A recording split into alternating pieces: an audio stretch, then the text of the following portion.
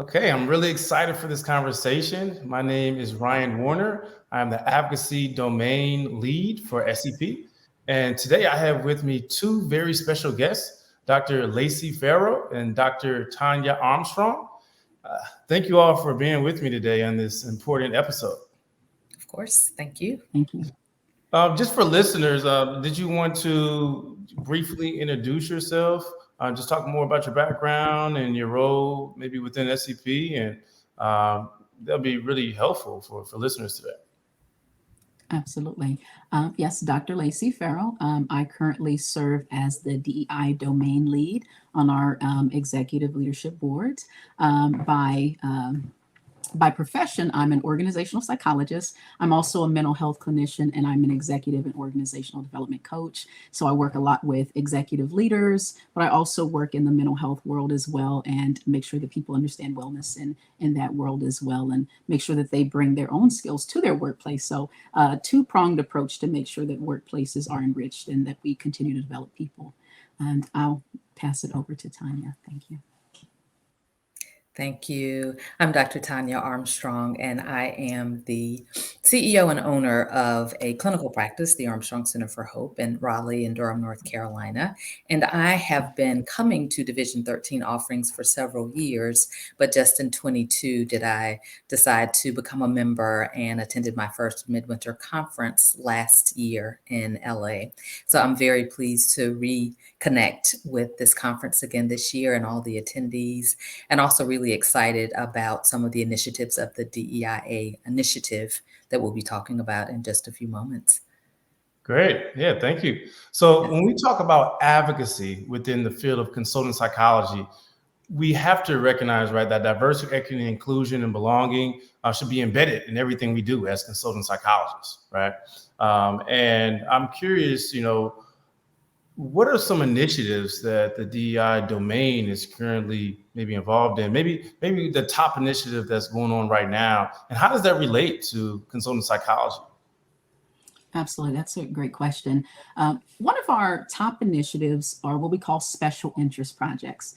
The great thing about special interest projects is it's not just one project, but we actually have multiple streams of projects that we utilize at once, where we bring in wonderful contributors like Dr. Armstrong here, and we may focus on a specialized focus area that is really needed in the consulting world. So it might be disabilities, and how can we begin to build avenues there for people to have opportunities. It might be, what we're going to talk about today, and might have some streams with spirituality. I'm also looking to build a special interest project on interfaith communities and how we can begin to build bridges and opportunities. So these special interest projects are individualized projects that they're actually very intense in terms of information that we collect, in terms of data, and we really want to provide either a model, a structure, or some kind of paradigm for people to practice. And these models can be used to train others. These models can be used to contribute to research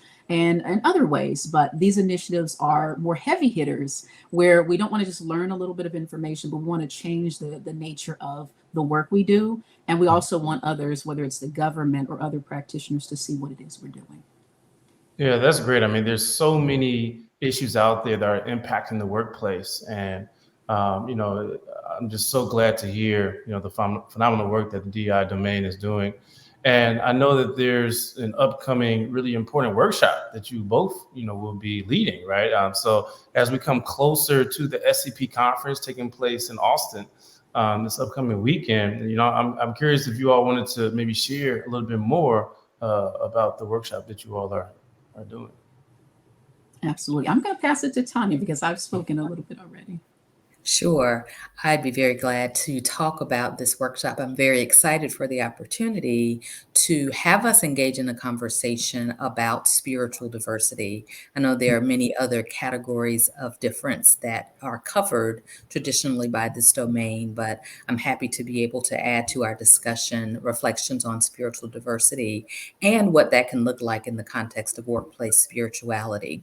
So it's often the case that we enter into conversations, if at all about workplace spirituality with some sense of ambivalence or maybe even fear about what this might mean or what the implications might be in terms of job performance or overall organizational impact. So I'd like to enter into our conversation at the workshop in looking at ways that there has been a precedent for how some workplaces have incorporated spirituality.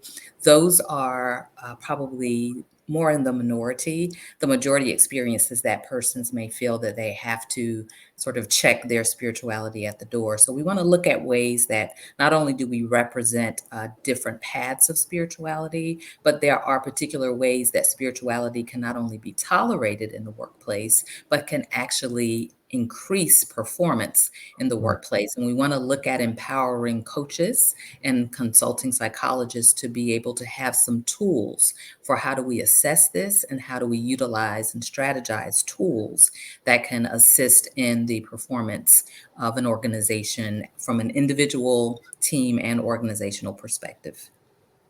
One thing that came to mind is, as consultant psychologists, how can we go into these workplaces and help leaders not just tolerate, as you say, but celebrate, right? Because employees, individuals of the team, we bring our full selves, to work, right? The various intersection of identities that we have, right? And it's important that we celebrate that so that everyone feels valued and included. Exactly. Yes. So we're going to look at some of the scientific findings around workplace spirituality. We're also going to spend some time looking introspectively at our own paths, because if we're going to be guiding our coachees and organizations through this, we want to make sure that we've informed our own selves about our paths. And then we want to look at some of the competencies that are required in this area. There have been some competencies, religious and spiritual competencies developed by the APA that I'd like to share with the group so that we understand as we're doing this work that we are ethically engaging in a way that actually, as you said, not only allows us to celebrate who we are, but promotes the good of the organization. I'm curious, in your experience, what significant barriers or challenges do leaders face the most when thinking about this type of topic? One of the probably biggest barriers has to do with a sense of it being sort of a stigmatized area of conversation. We have perhaps seen or even experienced directly ways that spirituality or even religion in the workplace, when not guided by these ethical parameters that we'll be discussing, can kind of go off the rails. And sometimes when we've had those negative experiences, we just kind of feel like they just should not be mixed. We really should, just leave that part of who we are outside of the workplace. But as you mentioned, Dr. Warner, it is so important for us to be fully integrated into the workplace, particularly if those places want the best of our performance. And so it's vital that we be able to transcend that particular concern. And I think sometimes some of the other concerns may have to be whether a workplace might actually be more dogmatic in the things that they insist upon from their employers and employees. And we're not at all suggesting that that would be the approach, but it certainly can be a fear. And again, maybe an experience that someone has had. So we're really talking about making space for the diverse paths that people bring to work. Great. This is essential for us as a consultant psychologist to, not only be knowledgeable about, but walk away with those practical tools so that we can implement when working with those diverse leaders. Right. Yeah, that's great. So I'm really excited for this workshop. Can you tell us what day it is and what time? Yes, that workshop is going to be on Saturday at roughly 4:45 in the evening. So you will have to look for it down the line on the schedule, but we look forward to seeing a wide variety. Everyone is welcome.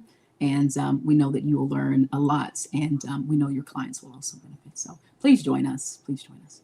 Great. Yeah, I'll definitely be there. Cool. Well, is there anything that you would like to leave listeners with as we conclude today's episode? Yes, this initiative is very, very vital. I want to leave with that. I tapped Dr. Armstrong on the shoulder and said, I have something that's really a burning passion in me, and I'd love you to look into this. I'd love to find out, more about the intersection of consulting and spiritual diversity. And she did an amazing job with this special interest project. If you're interested in a special interest project, I have a lot of areas that we need work on: AI, interfaith communities, and there's so many others. So please get in contact with me again, Dr. Lacey Farrow, and I look forward to connecting with all of you at the conference. Yes. And I would just add that my career in academic and clinical settings has been focused on researching and applying some of the things that we understand about the spiritual aspects of ourselves. So I'm really looking forward to offering that as an additional tool for consulting as well. Great. All right. Thank you both. I really appreciate this. And I look forward to seeing you all very soon in person in Austin, Texas. Can't wait. All right. Take care. Thank you. Thank you. Thank you. Bye-bye.